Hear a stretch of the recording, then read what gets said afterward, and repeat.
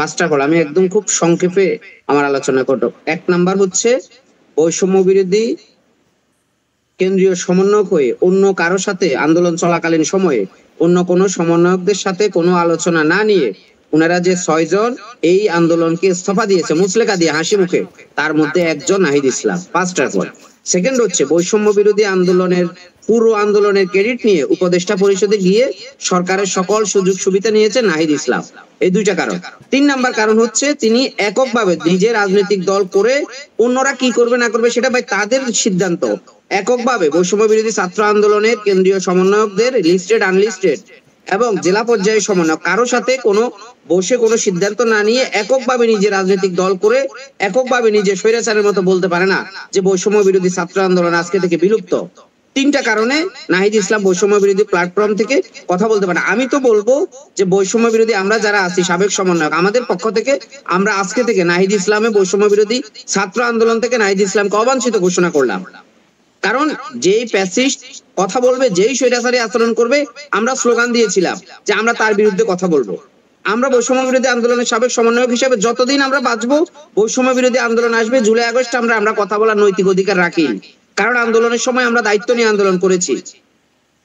অনেকে তখন জীবনের রিস্ক নিয়ে যে জীবন চলে যাবে এর জন্য হাসি মুখে মুচলেকা দিয়েছে, তারপরে পুরো আন্দোলন বিক্রি করে গিয়ে উপদেষ্টা হয়েছে, তারপরে এখন পুরো আন্দোলন বিক্রি করে দিয়ে রাজনৈতিক দল করবে। এটা কি মামার বাড়ির আবদার? যখন ইচ্ছে সরকারে যাবে, সরকার থেকে এসে নতুন দল করবে, সবকিছু বাদ দিয়ে দিবে হাসিনের মতো। এই ধরনের মনোভাব যারা ধারণ করবে আমরা তাদেরকে বলবো আমরা সবকিছুকে রাজনৈতিক ভাবে গণতান্ত্রিক ভাবে আমরা মোকাবেলা করতে প্রস্তুত। সুতরাং আমাদের যখন দেয়ালে পিঠ থেকে যাবে আমরা তখন হয়তো আবার এই বৈষম্য বিরোধী প্ল্যাটফর্মকে গুছিয়ে আমরা আবার সাধারণ শিক্ষার্থীদের পক্ষে দাঁড়াবো। যারা এখন স্লোগান দিচ্ছেন, নতুন রাজনৈতিক দল করছেন, যারা এতদিন ছাত্র রাজনীতি বন্ধ বলে ক্যাম্পাসে অন্যান্য সমমনা ছাত্র সংগঠনগুলো যারা আন্দোলনের সময় উল্লেখযোগ্য ভূমিকা পালন করেছে, ধরেন ছাত্র অধিকার পরিষদ, ছাত্র দল, ছাত্র শিবির, এই ধরনের ছাত্র সংগঠন না থাকলে বৈষম্য বিরোধী ছাত্র আন্দোলন সফল হতো না। তারা নিজেরাও একটা ছাত্র সংগঠনে ছিল, গণতান্ত্রিক ছাত্র শক্তি। এখন তারা স্লোগান দিয়েছে যে ক্যাম্পাসে কোনো ছাত্র রাজনীতি থাকবে না। এটা বলে তারা তাদের নিজেদের ওয়েট সৃষ্টি করে বিভিন্ন জায়গায় বিভিন্ন কায়দায় তারা উদ্দেশ্য হাসিল করে এখন বলছে যে আমরা নতুন দল করছি। তাদের সেই দলের কিন্তু লিস্টেড ছাত্র সংগঠন আছে। তো কেন সেই ছাত্র সংগঠন হলো? সেই ছাত্র সংগঠনের সাথে বৈষম্য বিরোধী ছাত্র আন্দোলনের কতজন সমন্বয়ক আছে এটা তো জাতির কাছে বা স্পষ্ট করতে হবে। নতুন দলে কতজন সমন্বয়ক আছে, তাদের ছাত্র সংগঠনে কতজন সমন্বয়ক আছে, তার বাহিরে কতজন আছে। সুতরাং আমি তো বলতে পারি না যে আমি একটা দল করে ফেললাম বাংলাদেশ জন অধিকার পার্টি, আমি এখন বললাম যে সাগর ভাই বৈষম্য বিরোধী ছাত্র আন্দোলন যারা আমার সাথে আসবে তারা থাকবে, আর যারা আসবে না তাদেরকে বিলুপ্ত ঘোষণা করে দিয়েছি, তাদের যা মন চায় তা করুক। এই নৈতিক অধিকার কাউকে দেওয়া হয় নাই। এবং আমি আবারও একদম দায়িত্ব নিয়ে বলছি, বৈষম্য বিরোধী ছাত্র আন্দোলন একক কোনো দলের, একক কোনো ব্যক্তির প্ল্যাটফর্ম না, এটা সাধারণ ছাত্র জনতার প্ল্যাটফর্ম। এই প্ল্যাটফর্মে আগামী দিনে যদি আবার কোন স্বৈরাচার সরকার মাথা ছাড়া দিয়ে উঠে, কোন ব্যক্তি, কোন দল, কোন সংগঠন, আমরা এই প্ল্যাটফর্ম থেকে হয়তো আবার আন্দোলন শুরু করব। কারণ এটা কোটা সংস্কার আন্দোলনের প্ল্যাটফর্ম না আমাদের 18। আমরা বলেছি এটা বৈষম্য বিরোধী ছাত্র জনতার প্ল্যাটফর্ম। সুতরাং যেখানে বৈষম্য হবে সেখানে আমরা আমাদের এই প্ল্যাটফর্মকে সোচ্চার রাখবো। আমাদেরকে যখনই ডাকবে আমরা সাবেক সমন্বয়ক হিসেবে সেখানে যাব। কিন্তু আমি খুবই দুঃখ প্রকাশ করছি যে নাহিদ ইসলামরা নতুন দল করার পরে এত অল্প সময়ের মধ্যে বাংলাদেশের রাজনীতিতে এত বড় বড় এলিগেশন অন্য কোনো রাজনৈতিক দলের মধ্যে আসে নাই। যেমন আমরা যদি বলি আমরা 2018 সালে কোটা সংস্কার আন্দোলন করে এখন আমাদের প্রায় 7-8 বছর রাজনৈতিক ক্যারিয়ার, আমাদের ভিতরেও মানে আমাদেরকে নিয়ে এত এত ধরেন নৈতিক অবক্ষয় জড়িত বিষয় আসে না। তাদের বিরুদ্ধে যা আসছে, গত রাজনৈতিক দল হয়েছে মাত্র 1 সপ্তাহ, এর মধ্যে যে ইলিগেশন গুলো আসছে এগুলো একেবারে মোটা দাগে খুব মানে কোনটা তাদের বিরুদ্ধে বলতে নতুন রাজনৈতিক দলের বিরুদ্ধে এসছে নাকি সমন্বয়কের বিরুদ্ধে যেগুলো এসছে গত কদিন ধরে? না, নতুন রাজনৈতিক দলের বিরুদ্ধে। তারা যখন নতুন আমি হয়তো শুনিনি কি কি কি এসছে আপনার কাছে? আমি কিছু আমি বললাম সাগর ভাই, নতুন রাজনৈতিক দলের বিরুদ্ধে সর্বপ্রথম এলিগেশন যেটা আসছে, সবাই বলছে যে এটা কিংস পার্টি। তাদের পক্ষ থেকে বলা হচ্ছে বারবার এটা কিংস পার্টি না, আমরা সেটাকে বিশ্বাস করলাম। কিন্তু আমরা দেখলাম যখন তারা মানিক মিয়া এভিনিউতে তাদের সম্মেলন কক্ষ, সেখানে যে একদম রাজকীয় পরিবেশে, বাংলাদেশের কোন রাজনৈতিক দলের মানে আত্মপ্রকাশ এরকম রাজকীয় পরিবেশে হয় নাই, লাল গালিচা সংবর্ধনা দিয়ে, এটা কি ভাই বিয়ের মঞ্চ? একেবারে বর সেজে চলে আসছে সরকার থেকে পদত্যাগ করে। সেখানে প্রত্যেকটা জায়গায় আমি আবারও দায়িত্ব নিয়ে বলছি, যে ডিসিদেরকে বলা হয়েছে বাস দেওয়ার জন্য, তাদেরকে ইচ্ছাকৃতভাবে অনেকে তাদেরকে ভালোবেসে তাদেরকে টাকা পয়সা সেখান থেকে তারা করেছে। এখানে আপত্তিটা কোথায়? যদি বিয়ে বাড়িতে সাজিয়ে করা হয়, আপনার আপত্তিটা ক্লিয়ার করি।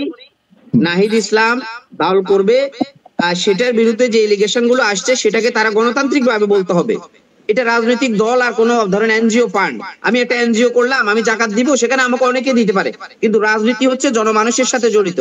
আপনাকে এখানে শতভাগ জবাবদিহিতা নিশ্চিত করতে হবে এবং কোনো কিছু গোপন রাখা যাবে না। এটা হচ্ছে রাজনৈতিক দলের ফার্স্ট আর গোল, সবকিছু অফেন্সিভ থাকবে আপনার।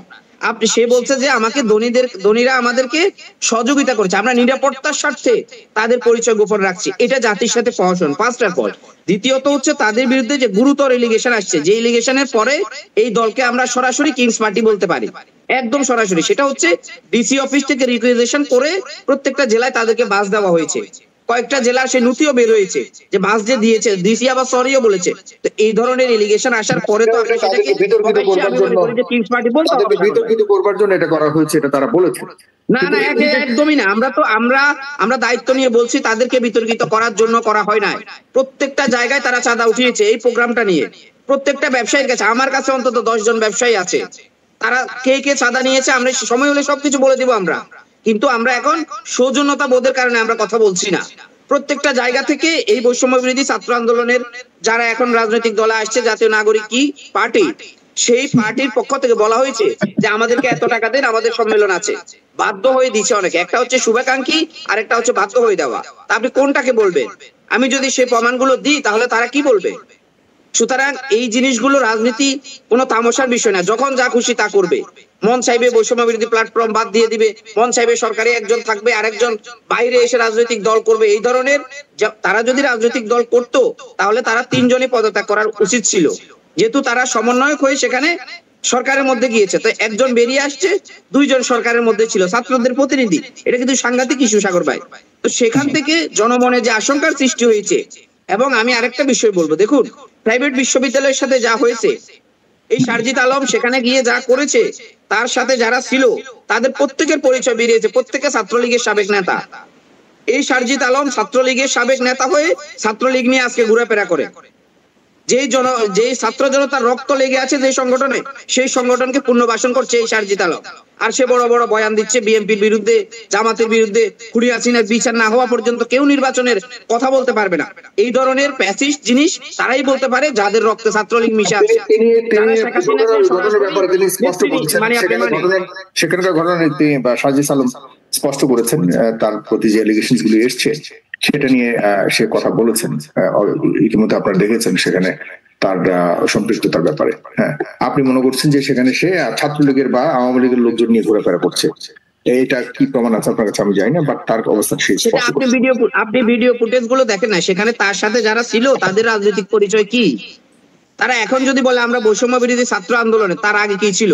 প্রত্যেকে ছাত্রলীগ ছিল এবং ছাত্রলীগের ছেলেপেলেদেরকে নিয়ে মহড়া করে। এবং এই শারজিদ আলমের বিরুদ্ধে গুরুতর যে অভিযোগগুলো আসছে, আমি কাউকে ছোট করার জন্য বলছি না, আমি শুধু বাংলাদেশের মানুষকে ধরিয়ে দিচ্ছি, যার রক্তে একবার ছাত্রলীগ প্রবাহিত সে বরাবরের মতোই জাতির সাথে বেইমানি করবে এবং সুযোগ সুবিধা নেবে, সুযোগ সন্ধানী। এটা আমি কেন বলছি? এটা ইতিহাস থেকে আপনি শিক্ষা নিবেন। যারা একবার ছাত্রলীগ করেছে তারা সবসময় তাদের সেই অর্থাৎ ক্যাম্পাস লাইফ কিন্তু পুরোটা সে ছাত্রলীগ করেছে, ছাত্রলীগ থেকে পুরো সুযোগ সুবিধা নিয়েছে ক্যাম্পাসে নিয়ে। এখন ধরেন আপনার এই রূপায়ণের যে আবাসন প্রকল্প, সেখানে শারজিদ আলম কয়টা প্লট দখলে নিয়েছে? শুধু এই একটা প্রশ্নের জবাব সে দেখ জাতির সামনে এসে। এবং এছাড়াও যে এলিগেশন গুলো আসছে সেগুলো সময় সময়, ধরেন আজকে আমি একটা বলছি, কালকে মোল্লা একটা বলবে, পরশু আর একটা, কারণ এগুলো গোপন থাকবে না।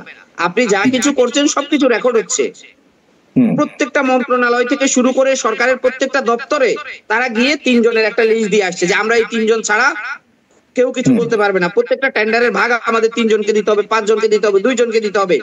এটা বাংলাদেশে আমি মনে করি রাজনৈতিক যারা নতুন করে করবে তাদের জন্য খুবই ব্যর্থতার বিষয়, যে একসাথে সবাই মিলে রাজনীতি করেছে কিন্তু সুযোগ সুবিধা নেওয়ার সময় আপনি ধরেন গুটি কয়েকজন নেবে, এটা হতে পারে না। আমি তো মনে করি যে প্রাইভেট বিশ্ববিদ্যালয় থেকে শুরু করে যারা আন্দোলনের সময় ছিল তারা এই বৈষম্য বিরোধী ছাত্র আন্দোলনের প্ল্যাটফর্ম থেকে নতুন আরেকটা রাজনৈতিক দল করুক। বাংলাদেশে এখন খুনি হাসিনা পলায়নের পরে যে রাজনৈতিক সংকট এবং শূন্যতা সৃষ্টি হয়েছে, তার জন্য এক বা একাধিক রাজনৈতিক দল আসবে।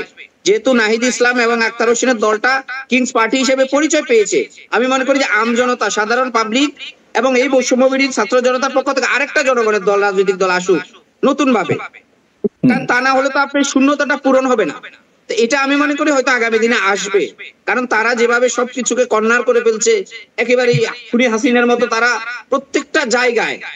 এবং সবচেয়ে বেশি দুঃখ পেয়েছে আমি এই নাহিদ ইসলাম যখন বলেছে বৈষম্য বিরোধী ছাত্র আন্দোলনের প্ল্যাটফর্ম থাকবে না। এই কথা বলার নৈতিক অধিকার কি সে রাখে? সে সেখানের একজন সমন্বয়ক, আমি আবারও রিপিট করছি, এখানে আরো তো অনেক শত শত সমন্বয়ক আছে, তাদের সাথে কি কোনো বৈঠক হয়েছে? যদি বলি বৈঠক হয় নাই, তাহলে কিসের ভিত্তিতে এটাকে বাদ দেওয়ার কথা সে বলেছে?